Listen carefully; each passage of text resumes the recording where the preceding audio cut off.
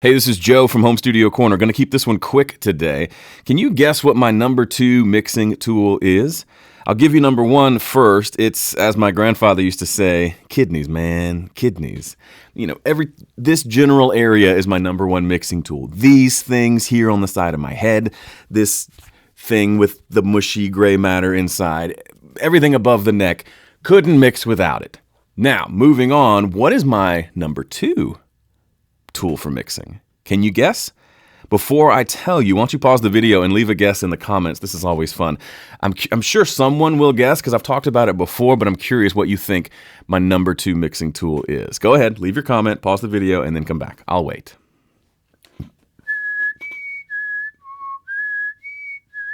Okay, we're back. These quizzes are totally unfair because I get to see your answers after I already know the answer. But anyway, I'm going to show you a picture of my favorite tool. You ready? Here it is. Just in case you're not sure, that is a volume knob. That is my main volume knob for my mixing speakers.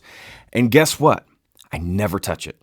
When I'm mixing, that knob, I'm looking at it right now, is set to about 2 o'clock. And that is my setting for mixing, and it never changes. That's why I think it is such a helpful tool. So many people struggle with consistency in mixing, and there's a lot of things that can cause you to have inconsistent mixes. But one of them is that you're always changing the volume at which you're mixing. One day you crank it all the way up, and you mix that way. The next day you turn it down, and you're pushing all your tracks up in the mix to hear them, which means you're going to probably have to use compression or limiting just to hear them, and you're back and forth. So one mix to the next might sound wildly different for this single reason that you don't mix at the same volume every time. When you mix with your volume knob at the same place every time, then you're going to make decisions in a consistent way. If you pull up the mix and things are way too loud, instead of reaching for the volume knob to turn it down, you turn the tracks down, which is what you should have done to begin with. If you pull up some tracks and they're super, super quiet, but this is the normal volume at which you mix, which things are normally at a good volume, then you know you can increase the volume inside the mix itself. What you'll end up with, if you mix 5 songs this way, each of those 5 songs will be at roughly the same volume, which means if you're going to master those, now they're at roughly the same volume and will be much easier to master.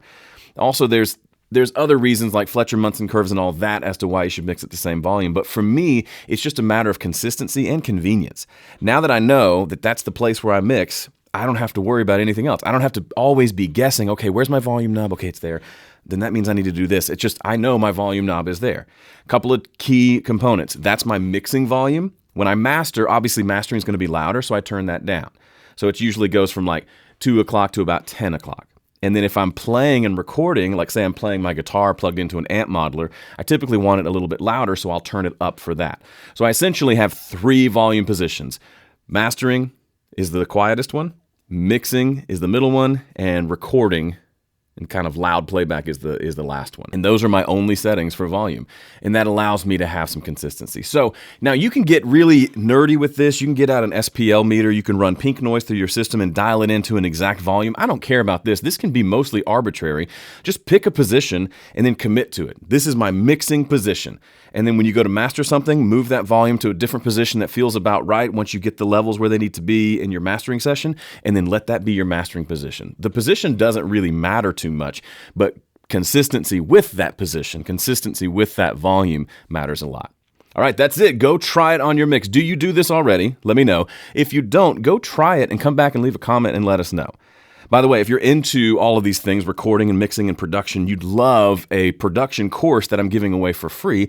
Go to homestudiocorner.com/UP, which stands for Understanding Production, to sign up to log in for your free copy. All right, thanks for watching. See ya.